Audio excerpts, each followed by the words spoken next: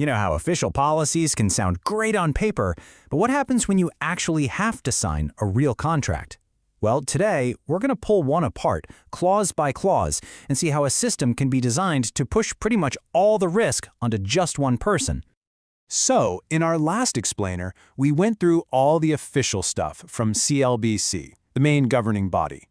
We saw the ideal setup, the theory of how things are supposed to work in a real partnership. But today, we're leaving all that theory behind. We're going to dive into a real contract, one that was handed to a home-sharing provider named Victor in 2023. And let me tell you, the difference between the official vision and what was actually written down in black and white, it's not a gap, it's a canyon.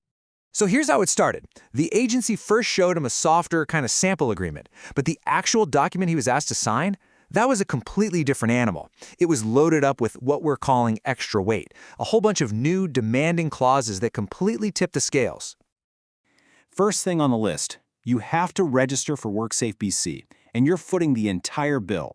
And get this, the clause even said that if you don't do it, the agency can just sign you up themselves and then take the cost right out of your pay. So it's not really a choice, is it? It's a demand. And here's some really important context. Back in 2023, this wasn't even a clear legal requirement for this kind of work. CLBC, the big oversight body, didn't officially require it, and they definitely weren't paying for it. That only started in July 2024.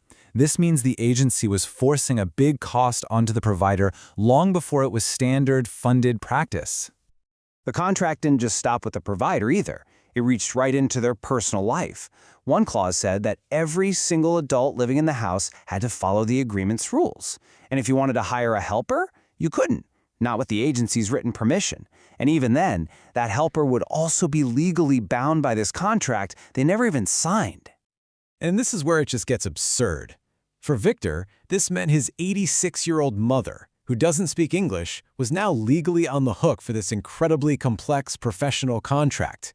I mean, just think about that for a second. And the financial risks just kept piling up. This clause gave the agency the power to change the provider's monthly pay whenever they wanted. All they had to do was give 30 days notice. Any sense of financial stability is just gone. And just look at this power imbalance. The agency could terminate the contract on short notice and walk away. But the provider? If they wanted to leave, they were required to keep working for 3 full months after giving notice, even if the agency had just used its power to slash their pay. This next one is a real head-scratcher. The contract actually demanded that the provider act as an unpaid backup for the agency's own staff.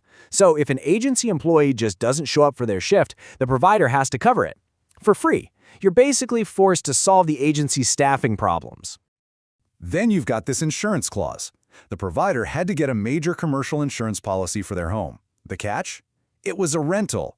Forcing a tenant to get a commercial policy on a property they don't even own is not only super expensive, it's often nearly impossible.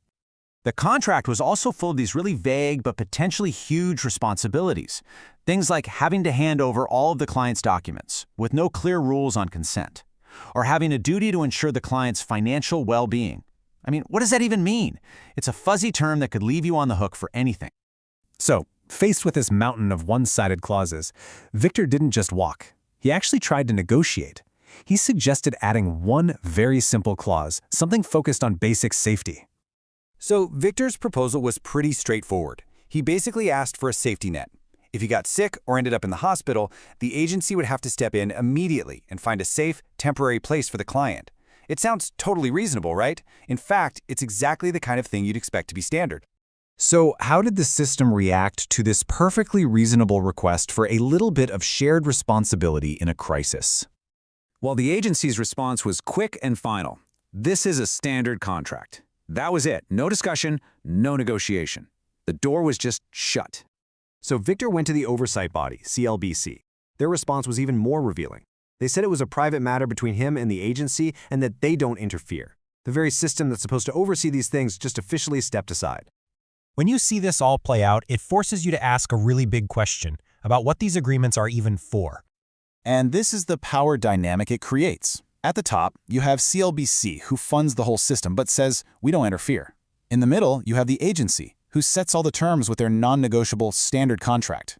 And at the very bottom, the individual provider, totally isolated, and left to carry almost all of the risk.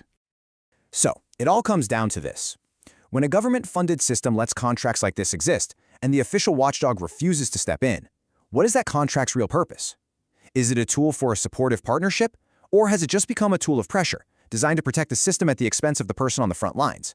That's a question really worth thinking about.